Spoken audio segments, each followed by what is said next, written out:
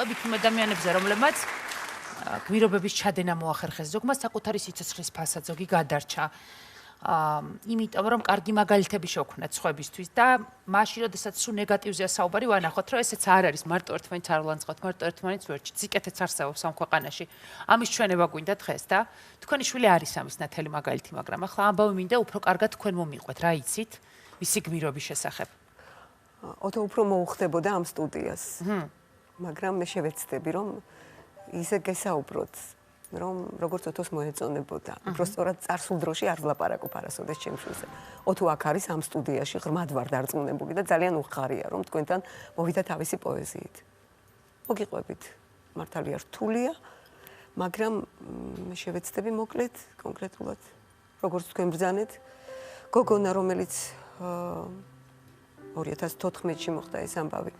მაშინ უფრო პატარა იყო, ეხლა სკოლის მოსწავლეა, გოგონა იყო ოთოს ფანი, რომელსაც ოთო არ იცნობდა და როდესაც გაჩერებასთან გადადიოდა ეს გოგონა, იქ იყო გაჩერებული სამარშრუტო ტაქსი. მის უკან მოდიოდა კიდევ ტაქსი, რომელმაც ვერ დაინახა ეს გოგონა, ოთომ დაინახა.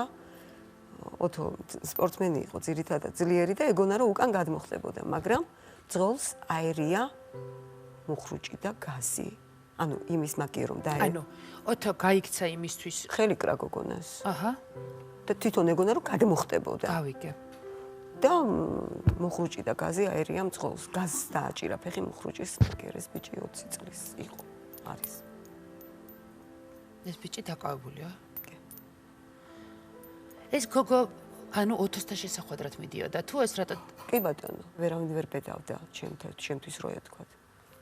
რომ ეგონათ რომ რაღაცა დამემართებოდა, მაგრამ როდესაც მე და ოთო შევხვდით, ანუ მე როდესაც ოთოსთან მივედი, მე მინდა რომ ძალიან პოზიტიურად მოგიყვეთ, მე არ მინდა.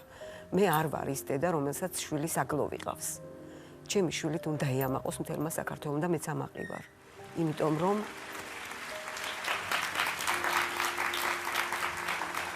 ჩვენს შორის ძალიან უხილავი კავშირი გაიბა. დედა-შვილობამ ძლეთამძლეა ილიამ ხო გითხრა, მართლა ასე ყოფილა. იმ წუთიდან ჩვენ შორის კავშირი არ წყდება.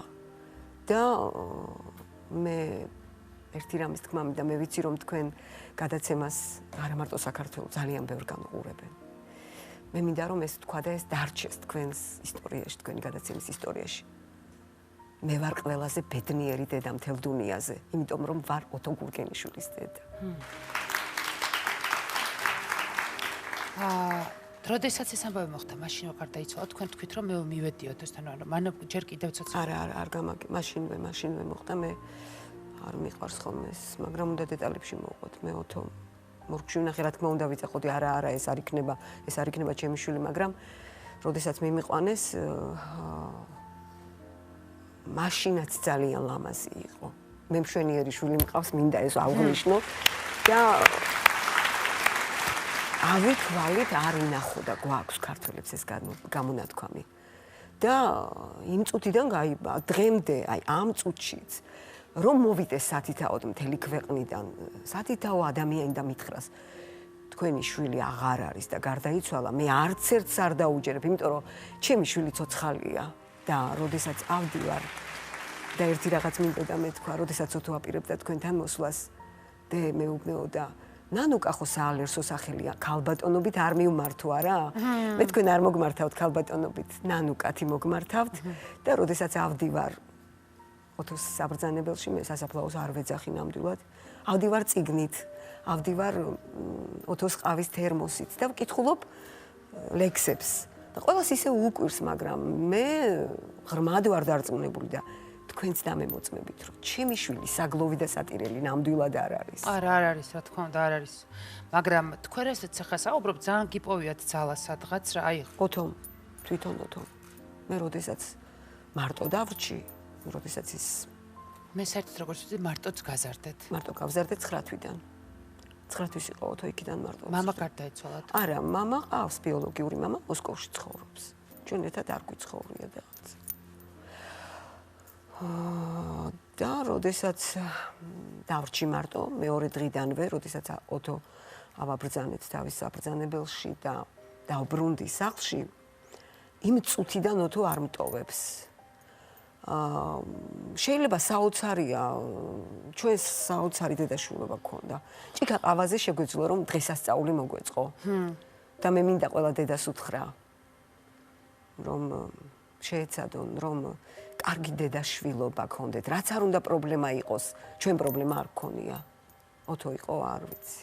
ხო და ჩვენ გამოგვივიდა ეს საოცარი დედაშვილობა, დღემდე ვაგრძელებთ, მათაც გამოუვათ და მე ეს მინდა უსურვო მათ. ჭიქა ყავაზე დღესასწაული, დღესაც ასე ხდება. ოთო მართავს ოჯახს. Facebook გვერდზე ვნახულობ, ოთო გურგენიშვილის პოეზიის საღამო იმართება. ოთო ეხმარება გაჭირვებულ ვიღაც ბავშვს, რომელსაც არც სახელი ვიცი, არც გვარი, მივდივარ ალასანიას უნივერსიტეტში, ოთოს უნივერსიტეტში, მე მაქვს წიგნები თუ რაიმე მაქვს. და იქ საქველმოქმედო თანხას ვაგროვებ. ამ ამბის მერე მე როგორც ვიცი და მაქვს უფლება მე როგორც ვიცი რომ ეს კითხვა დავსვა, მე წინასწარ ვიკითხე პროდიუსერთან, მქონდა თუ არა უფლება რომ ამ თემაზე მესაუბრა.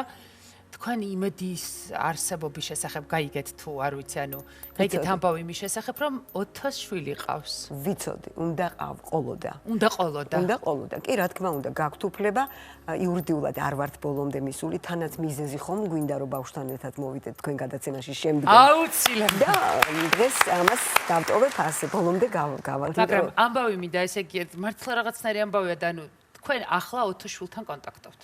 აი ამ ლექსში ჩანს ყველაფერი და მე ბიჭების მერე წაგიკითხავთ. ოთომ დაუწერა ბავშვს წინასწარ ლექსები. კარგით. მეც არ ვიკითხავ. მე დავიტოვებ ერთ-ერთ მიზეზს, რომ თქვენ მოგიყვანოთ ჩემს გადაცემაში უკვე 4 შვილთან ერთად. რაც შეეხება ახლა როგორ გავაგრძელებ გადაცემის ჩაწერას, მე-13 თვის პოეტები, ასე ქვია ერთობას, რომელსაც 3 პოეტთან ერთად 4 წარმოადგენდა. ახალგაზრდები ქვეყნის მასშტაბით რეგიონებში დადიოდნენ და კითხულობდნენ საკუთარ ლექსებს, ტრადიცია ახლაც გრძელდება.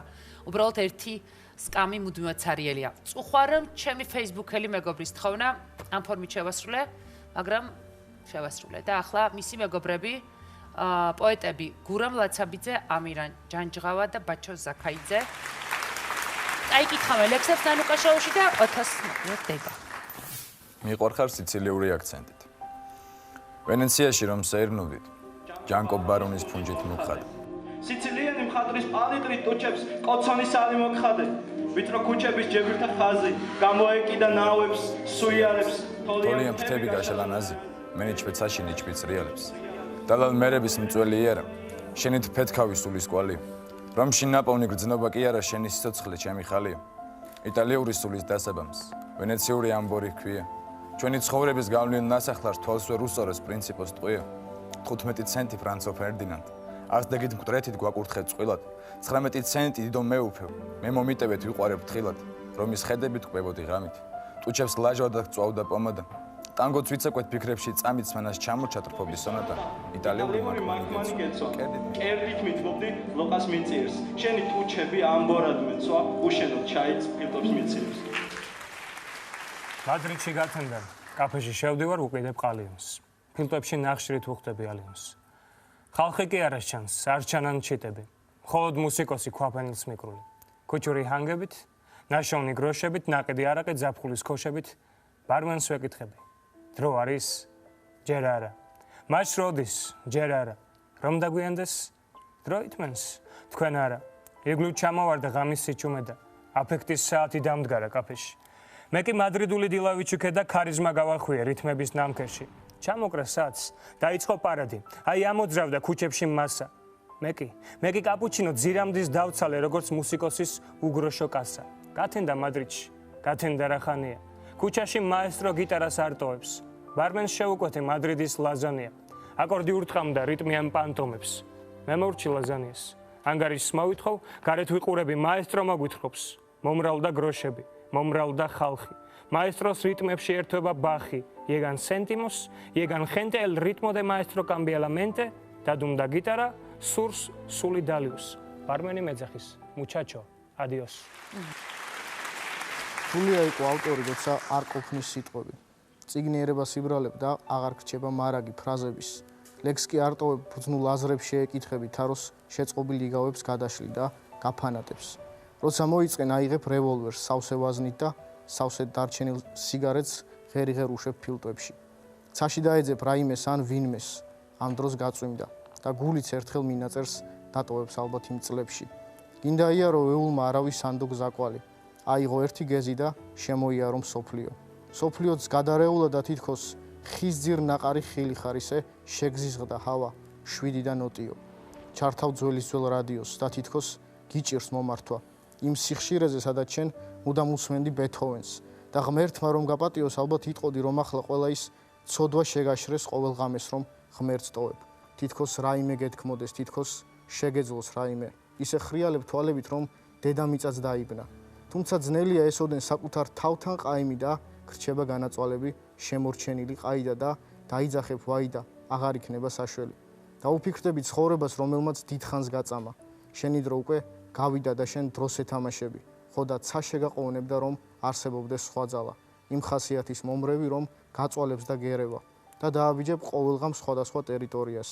საკუთარ თავთან სწორდები და გამოუცნობ ფერებად ასახავ ფუნჯით ცხოვრებას სახელად მელანქოლიას. ორსული მეორე მე.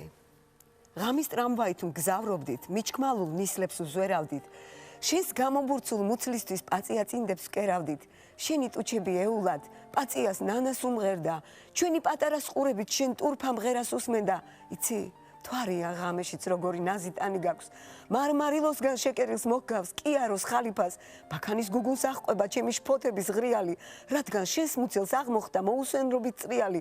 ნუ თუ ეს სწორედ ის დღეა. სწორედ ის წუთი გვაჩნდება, როდესაც ჩვენი პატარა ამ ქვეყანაზე გაჩნდება. სასწრაფოდ ექიმს დასძახე, თორემ დავჩეჩქვე რელსები, ბავშვს დავუწერე წინასწარ ჩემი სათქმელი ლექსები.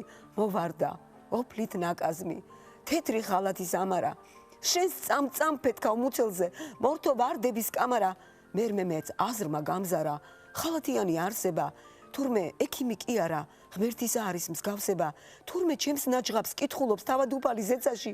თურმე შენს მუცელს ვარდები, ამიტომ მიმოეფინა. იცის რომ ჩემი პატარაც ლექსებს მიმოწერს მცხეთაში. იცის რომ მისი ლექსებიც ნაცხრა თვევს შემოგვეფინა და ბოლოს. ჩემო სიცოცხლე, გთხოვ ჩემთვის კიდევ იცოცხლე. ერთად ვიაროთ მთვარეზე, ჩვენი ნაკვეთის მხარეზე. გთხოვ, ჩემი სულის მბოძებო, ჩემო ნათებავ მთვარეზე, ჩვენ სიყვარულზე ილოცე, ნამ-ნამად კოცნი თვალებზე. და ნანუკა, მეოთხე სულ ვეუბნები. ერთადერთი შეთანხმება გვაქვს, არასოდეს არ უნდა მიმატოვოს, იმიტომ რომ საკეთებელი რაც დამიტოვა, ბოლომდე უნდა მივიყვანო ამ ქვეყანაში. და ყოველ დილით ვუმეორებ. ოთო, როდესაც შენთან მოვალ, ხელს ხო ჩამკიდებ, გულში ხო ჩამიხუტებ და ხო მეტყვი, კაი გოგო ხარო, თუ რამე მოგეწონება ჩემი ამ ქვეყანაში გაკეთებული შენი დავალება და ასე იქნება ომპასუხობს. ძალიან დიდი მადლობა. ძალიან დიდი მადლობა რომ იყავით ჩემი გადაცემის სტუმრები. მე გელოდებით გაშვილი შულთან ერთად. მადლობა.